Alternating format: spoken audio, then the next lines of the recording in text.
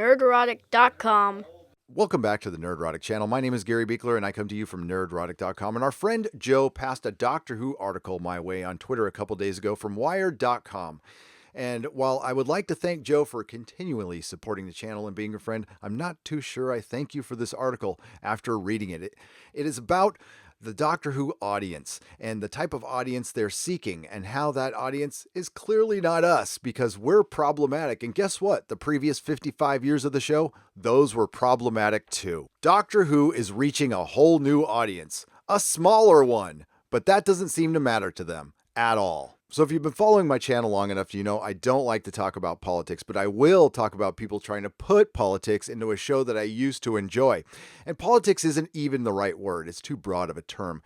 Ideology, current personal ideology, one-sided ideology that risks offending half of your fan base, which I would say they've offended more than half the fan base. And honestly, we don't care what side of the aisle you come from here. All are welcome.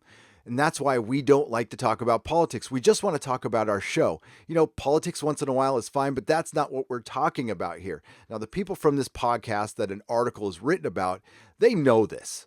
They're not in denial about this. They know this. They just happen to agree with the politics, and they think they're the politics of the good guys, and anybody who doesn't agree with them is the bad guys, or we just don't know what we're talking about. Once again, this article is highlights from a podcast that I did listen to, and that's why the video is kind of late, because it took me a couple days to get through this podcast. I'm sorry to say. You can find it. I'm not going to link it in the description. Again, the article is from Wired.com. Doctor Who is reaching a whole new audience. You can Google it.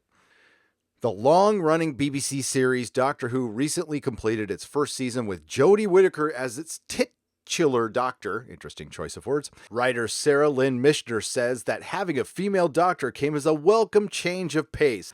How many times have we heard that from people who have either never watched the show and are jumping on it because of the agenda, or were just maybe casual fans, but not that into Doctor Who? Because if you were into Doctor Who and had respect for the previous material, you wouldn't need this welcome change. This formula of always having female companions and always having male doctors, you know, the one that's worked for 55 years and made the BBC millions, maybe billions, I don't know.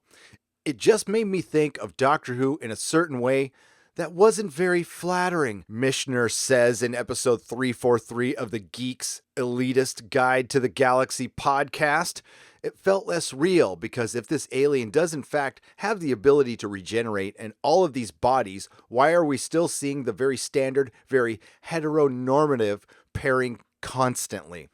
For those of you who do not speak elitist, heteronormative, according to the dictionary, denoting or relating to a worldview that promotes heterosexuality as the normal or preferable sexual orientation. What the hell does this have to do with Doctor Who? I lived in San Francisco for 16 years. My wife owns a salon. I have never heard the word heteronormative uttered out loud in a conversation. I've heard it from Hollywood actresses, actors, and when I read Bleeding Cool articles or IO9 articles for this channel. But that's the only place I hear that stuff about. Maybe I don't travel in these circles. I don't spend a lot of time in ivory towers. I'm just a fan who wants to enjoy a show and talk about Doctor Who and talk about Doctor Who plots, not be breaking down Wired.com articles from people who are just casual fans at best, talking about my show that's been around for 55 years being heteronormative. What? Science fiction author Rajan Khanna also enjoyed Whittaker's performance and found that this season of Doctor Who was the first one he was able to watch with his girlfriend. She's tried to get into it previously and just bounced off it. And this season, I was like, I'm going to watch Doctor Who. It's the new female doctor. Would you like to watch it with me? This is such a natural and authentic way to say it. And she said, sure, I will give it a shot. And then she watched the whole season with me and was really into it. It was better than Cats. I am going to see it again and again. So is that the audience you're looking for? The girlfriend audience? Well, the girlfriend audience can easily become the ex-girlfriend audience. And we know how much ex-girlfriends love being reminded of their ex-boyfriends and vice versa. So I asked my wife, who happens to be a woman, I asked, what would you rather watch? A show with a woman in it that you can identify with, or a cute guy? And she said, I'll watch a show that I like, that I'm interested in, that has good writing, because she's smart. If you were worried they weren't going to point out the diversity in Doctor Who, well, here's that part of the article. This season also features a more diverse cast of heroes, which Kana says makes the show more accessible to a broad international audience because it was never accessible before. Only white people could watch and enjoy Doctor Who for 55 years. If it's accessible to more people, as Hollywood is starting to see, that means they can make more money and get more viewers, he says. So I think it's a win-win situation for everyone involved. You know, it's not the accessibility. A show is very accessible. All you have to do is turn on the television and enjoy it. If you have a problem doing that, that's kind of on you. That sounds like a personal hang-up, not Doctor Who's fault, not 55 years of great entertainment's fault. Sounds like you have a problem. Not everyone appreciates the new direction with episodes such as Rosa and Demons of the Punjab. Oh, they had to mention those again. Drawing particular ire for being too preachy, but science fiction author Matthew Kressel enjoyed these episodes and is looking forward to many more like them. They kind of mentioned this in the podcast, but they failed to mention this completely in this article. And throughout all the articles I've read, how many times have they pointed out Rosa and Demons of the Punjab? That's exactly why they wrote these, so people like Matthew Kressel can be complimentary towards them and make himself look good. They didn't really need to put any story in those episodes at all. All they need to do was title them and tell you the subject matter, and they would have won awards. Of course, the worst political offender is arachnids in the UK. That is the one that people name the most in those fake Rotten Tomato reviews. That is where the ratings started taking a downturn. Yet 89% of the critics love that flaming piece of garbage, and that will be the centerpiece for my next RT video. Watch out for it. If you don't want to watch the show, fine, he says. We'll continue to watch. To me, Rosa and Demons of the Punjab were really powerful episodes that dealt with real things that happen, and in some ways, continue to happen. Now, Matthew seems like a young guy, and no personal judgment on him. It's probably due to his very limited life experience. If shows like that are that impactful, things were impactful on me when I was a kid. When Optimus Prime died in the Transformers movie, I cried. It was impactful, but I'm older now, and it's a cartoon, and it still gets to me a little bit, to be honest with you. But with those two episodes, the reason those episodes were written is so people like Matthew can go on Wired and say, these are very complex episodes. They were powerful, and these kind of things still happen. Of course they still happen. It's the world. Guess what? They're going to happen in 100 years. They're going to happen in 200 years. But it's progress, not perfection, Matthew.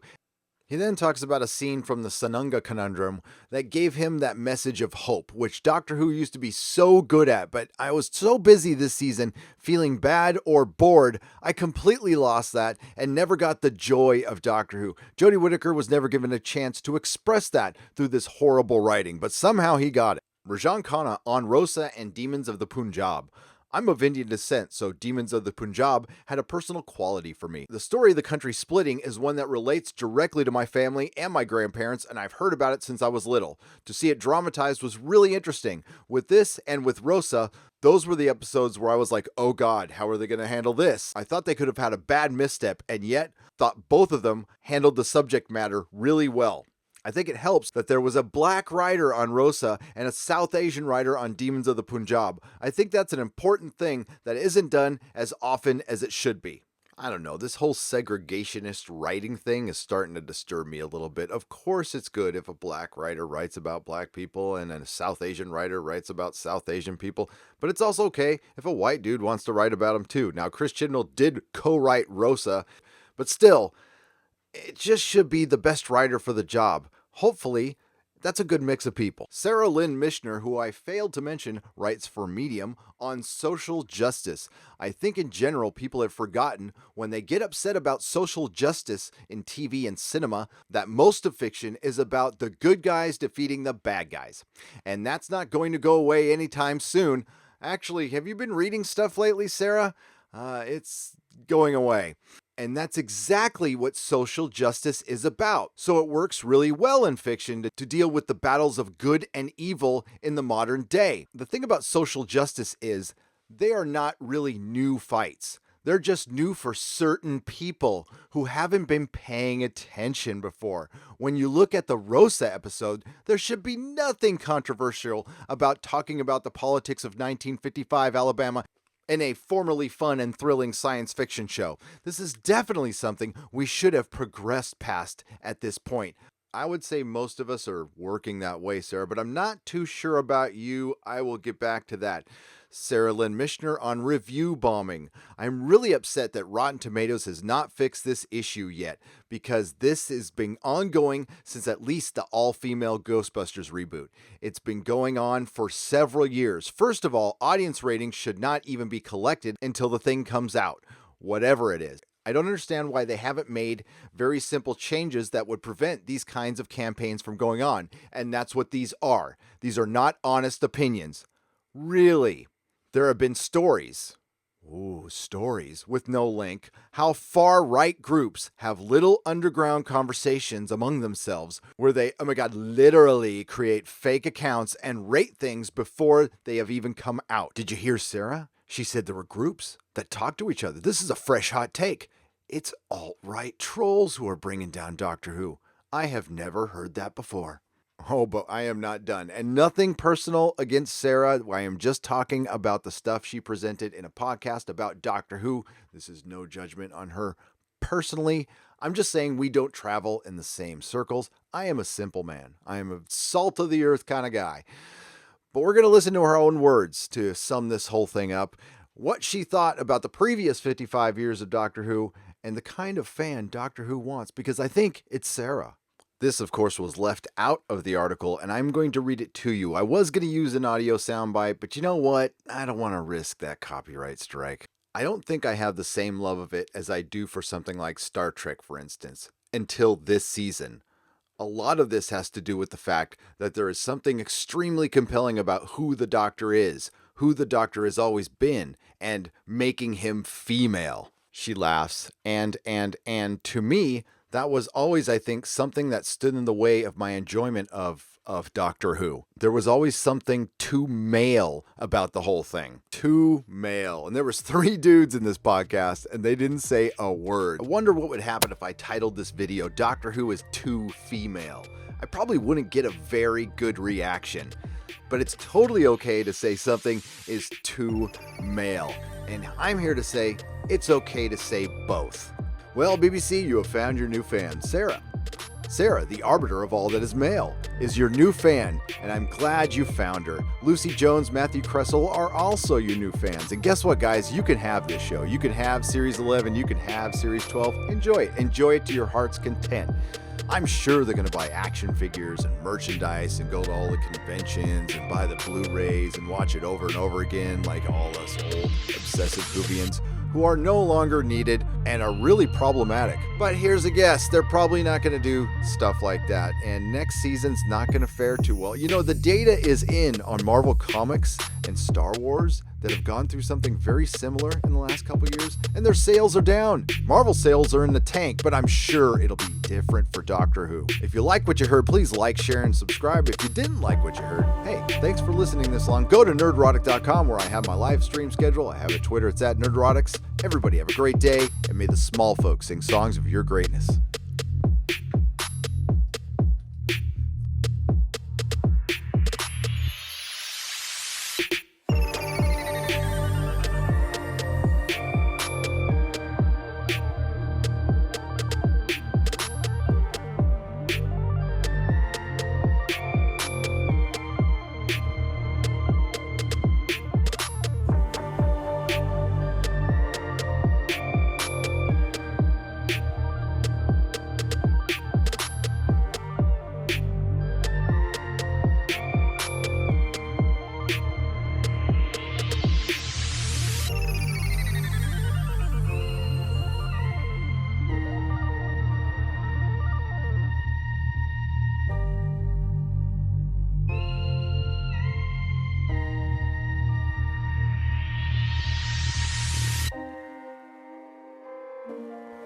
Nerdrotic.com. Please subscribe.